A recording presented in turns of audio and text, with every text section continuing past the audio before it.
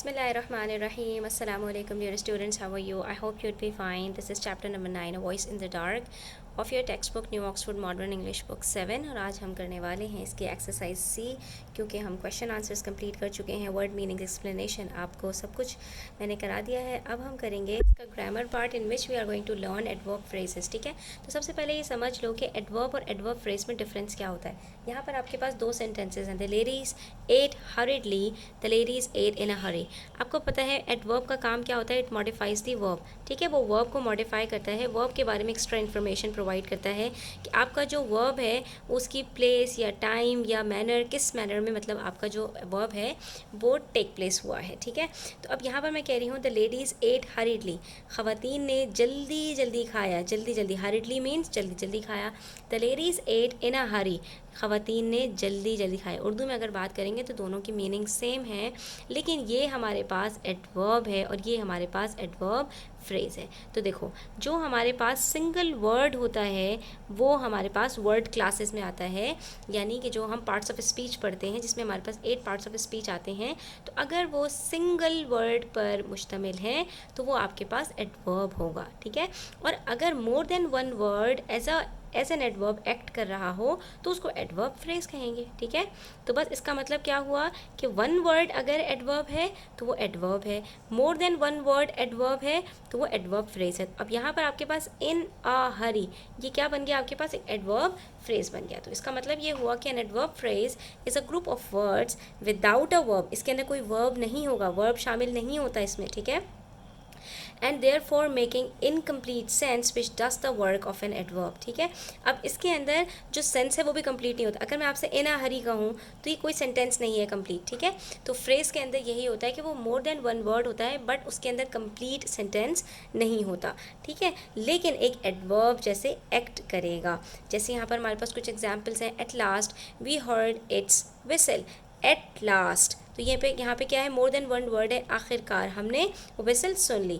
We heard its whistle eventually, तो ये eventually क्या है हमारे पास यहाँ पर एडवर्ब है।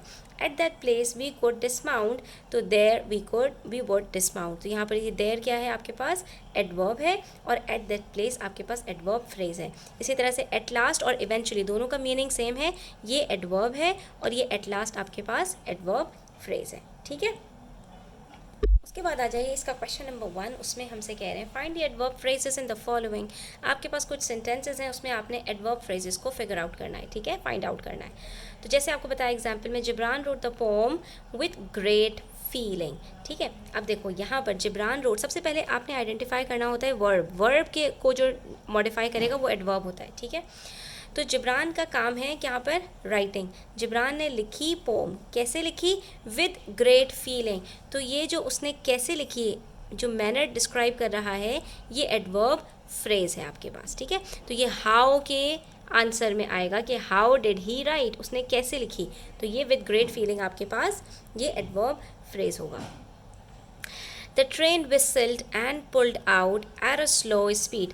The train whistled and pulled out. तो यहाँ पर whistled और pulled out दो आपके पास verbs हैं, लेकिन at a slow speed as an adverb phrase है यहाँ पर, और ये किसको describe कर रहा है, किसको modify कर रहा है, pulled को modify कर रहा है। Next we have Davies was sitting down in an upright position. यहाँ पर verb क्या है हमारे पास, Davies was sitting down. ठीक है, तो इसका हमारे पास एडवर्ब फ्रेज क्या होगा, इन एन अपराइट पोजीशन। अच्छा, एक चीज़ और है, इसको आइडेंटिफाई करना आसान इसलिए है कि ये वर्ब के बाद आएगा और ये स्टार्ट होता है किसी न किसी प्रपोजिशन से। ठीक है, जैसे विद, एट, इन। ठीक है, तो इस तरह से आपको आसानी होगी इसको आइडेंटिफाई करने में, और बेसिकली ये मॉडिफाई करेगा किसी न किसी वर्ब को। तो Davies was sitting down in an upright position. How was Davies sitting, तो यहाँ पर हाउ के आंसर में इन एन अपराइट पोजीशन आया है। People at last began to think I was wrong. People at last began. People began at last. तो ये at last हमारे पास क्या है, ये adverb phrase है। ठीक है, people at last, people ने कब, when did the people begin to think, तो यहाँ पर हमारे पास क्या होगा, ये people at last began to think, तो ये at last adverb phrase है। The news caused much sensation in the local press. The news caused, what did the news cause, news ने क्या कॉज किया, ये वर्ब है, वर्ब को कौन डिस्क्राइब कर रहा है, तो much sensation in the local press, ये दोनों यहाँ पर एडवर्ब फ्रेजेस हैं, ठीक है। क्या कॉज किया, तो मच सेंसेशन, और कहाँ किया, वेयर, तो इन द लोकल प्रेस, ये दोनों आपके पास एडवर्ब फ्रेजेस हैं। The luggage was placed, placed क्या है, वर्ब है, कहाँ प्लेस किया, वेयर, इन रेडीनेस, तो ये आपके पास एडवर्ब फ्रेज है। The author faced his difficulty with great courage, the author faced his difficulty, author ने अपनी डिफ़िकल्टी को फेस किया, तो ये फेस्ड क्या है, वर्ब है, और कैसे फेस किया, विद ग्रेट करेज, तो ये आपके पास एडवर्ब फ्रेज होगा, ठीक है। इस तरह से हमने यहाँ पर इसको आइडेंटिफाई कर लिया। नेक्स्ट हमारे पास जो क्वेश्चन नंबर 2 है वो बड़े ही मज़े का क्वेश्चन है। उसमें कह रहे हैं replace the italicised phrases with adverbs of similar meaning. अब आपके पास यहाँ पर एडवर्ब फ्रेजेस हैं, उसको आपने एडवर्ब में कन्वर्ट करना है। जैसे ही said do the work at once, at once क्या है यहाँ पर, adverb phrase. The weak bridge collapsed in the end, ये क्या है, एडवर्ब फ्रेज। अब इन्होंने इटैलिसाइज्ड करके लिखा हुआ है, तो आपको यहाँ पर आइडेंटिफाई करने में भी परेशानी नहीं होगी। The soldiers fought with great courage, the woman thank the policeman with all her heart, Aamir looked for his ring in all places, the patient waited in his room with patience. ये सब के सब क्या है हमारे पास, ये हमारे पास adverb phrases हैं। अब हमने इसको एडवर्ब्स में कन्वर्ट करना है, कैसे करेंगे, अब गौर से सुनिए सेंटेंसेस दोबारा से। ही said do the work immediately, मैंने यहाँ पर ये वर्ड लिख दिया इमीडिएटली, फ़ौरन, ये एक सिंगल वर्ड है, ये भी एक एडवर्ब है, और ये इसका सिनोनिम है। या डू द वर्क नाउ, आप इसकी जगह कुछ भी लिख सकते हैं। Similarly the weak bridge collapsed finally, या the weak bridge collapsed eventually, ठीक है।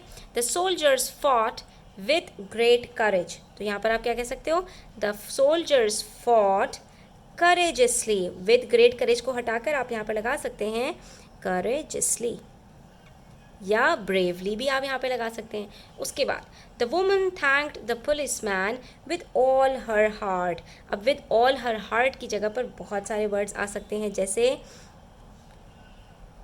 The woman thank the police man heartily, और वार्मली, और डीपली, या आप यहाँ पे लिख सकते हो एंटायरली, ठीक है, और कम्प्लीटली, सिंसेयरली, होल हार्टेडली, कुछ भी आप यहाँ पर लिख सकते हो। बहुत सारे वर्ड्स यहाँ पर आपके पास आ सकते हैं जो एज एन एडवर्ब एक्ट करेंगे, ठीक है, बल्कि एडवर्ब्स ही होंगे। एज एन एडवर्ब तो एडवर्ब फ्रेज एक्ट करता है।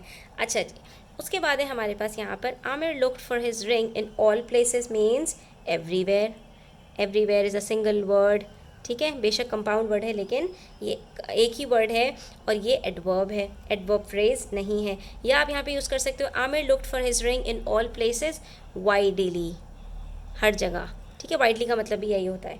नेक्स्ट हमारे पास है the patient waited in his room with patience, या पेशेंटली, सब्र व तहम्मुल के साथ, कैसे सब्र किया, पेशेंटली या टॉलरेंटली, लेकिन ज़्यादा बेटर है कि आप यहाँ पर पेशेंटली का वर्ड यूज़ करो विद पेशेंस की जगह पर, ठीक है। तो आज के लिए इतना ही। आई होप कि आपको एडवर्ब और एडवर्ब फ्रेजेस में डिफरेंस समझ में आया होगा, आइडेंटिफाई करने में आसानी हुई होगी। वीडियो अच्छी लगी हो तो लाइक कीजिएगा, अपने फ्रेंड्स के साथ शेयर कीजिएगा, चैनल पर नए हैं तो सब्सक्राइब कर लीजिएगा। टेक केयर, अल्लाह हाफिज़।